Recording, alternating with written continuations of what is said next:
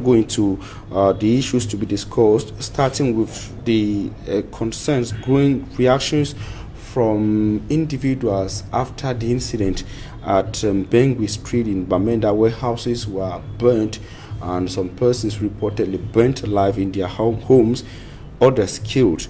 We just read the reaction of Ndasi Elvis. You know him very well. He said to him it's a symptom and a continuation of what he qualified as a scorched earth agenda of the central government against the northwest and southwest regions of Cameroon. What's your analysis in that same line? You see, for me, I'm one of those people who would say things the way it is. Mm-hmm. And we Anglophones are the ones suffering. Anglophone is not a culture, but it's a political identity that was legated to us by the British. And one thing you have to also understand is that you can't plant bitter leaf and have a sugar cane. What is happening in Bengui also happened in the BLM. Ask yourself, why is it not happening in Boya or in Kambe or in Limbe? Have you people asked yourself that question? So, I am not here to castigate our communities, but I am saying that we know what is happening there and why it is happening there in Bengui. Why is it happening there? There are hosts of people who are keeping Amber Boys. Some have dropped their guns. And I'm part of those people who are saying that drop your guns and save your life and start listening to scavengers who are in the diaspora like myself. That's what I'm saying.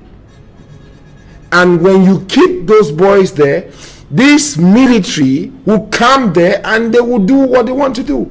If it's a policy to raise the whole northwest and southwest, it would have been done long ago. And nobody will be living there. Nobody will be living there. So let's be honest to say, you people know that in Bengui Road, Bengui Park, you are talking about Bengui, we are not even in Bengui, it is Bengui Park. Bengui Park. And there is a base there.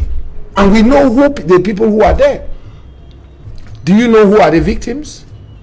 They are not the Amber Boys.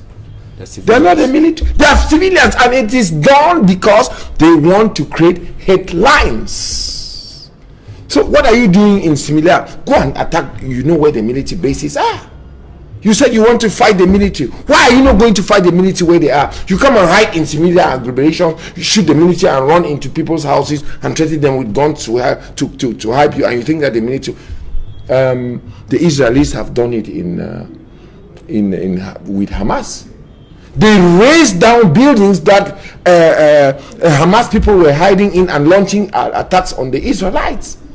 So we cannot keep hiding ourselves. I'm not the only person who is saying this.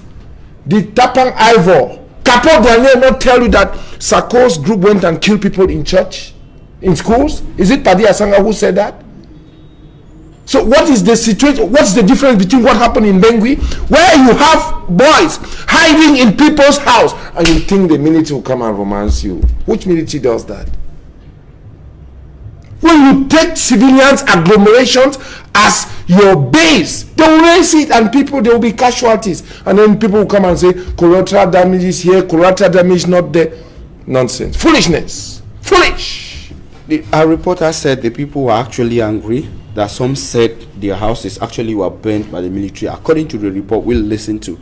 And the arguments like, couldn't the military persons have done better as in getting to target the individuals, trying as much as possible to avoid the civilian casualties and burning the houses of people who are actually not the persons they were fighting or they are you're too smart to ask me such a question for me. You are too smart to ask me such a question. Do you really think that if somebody shoots at me and runs into a house, I would think what is in that house?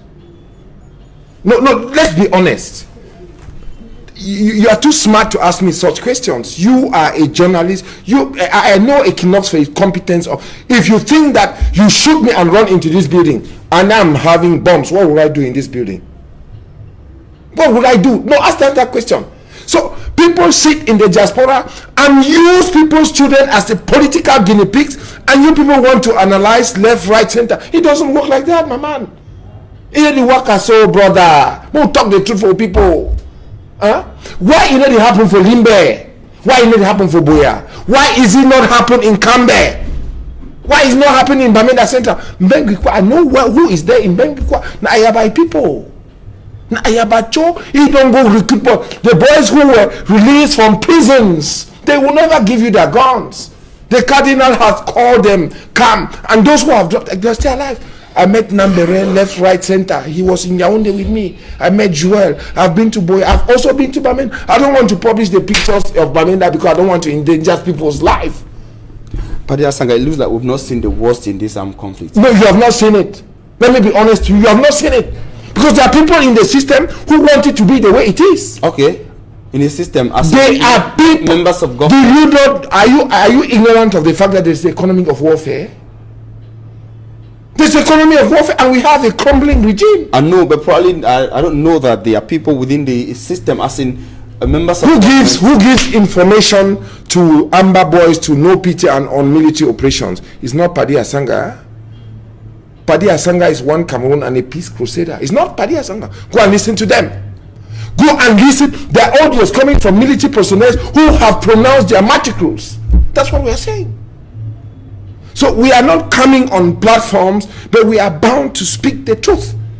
What happened in Bengui is an unfortunate situation. Those boys will shoot and run, get into people's houses, because that's exactly what they want.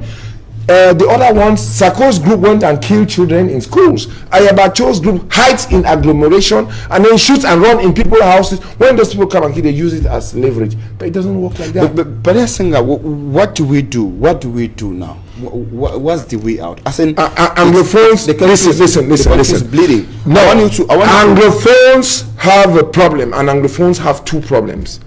There is the problems of marginalization. We are not satisfied with the results of the Grand National Dialogue, but there is also a problem of terrorism. Tapang has told you that Sako's terrorist group, and Sako has told you that Ayabacho is also a terrorist. So Anglophones have two problems. Those are the two people who say that they want to liberate, or they call themselves terrorists. It's not Paddy who's saying. So Anglophones have to sit and evacuate this question. As in the meetings we having recently in Canada. That's it. That's a tipping point. You know, my man Bala was there.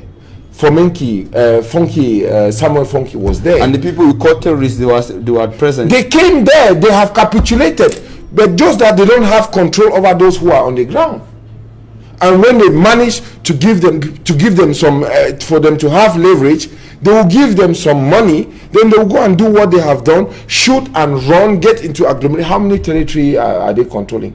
They are not even controlling a tree, but they are sitting in the diaspora. Do you know that Bohabed has a son who's about 25 years? Do you know that Carlson Anyangwe has children who can carry guns? Why are they not sending their children? They are using people who they went and break out of prison, deprive them from going to school, give them banga, concoct all sorts of stuff, say it is Odeshi, when you don't go shooter, you 45. I'm happy that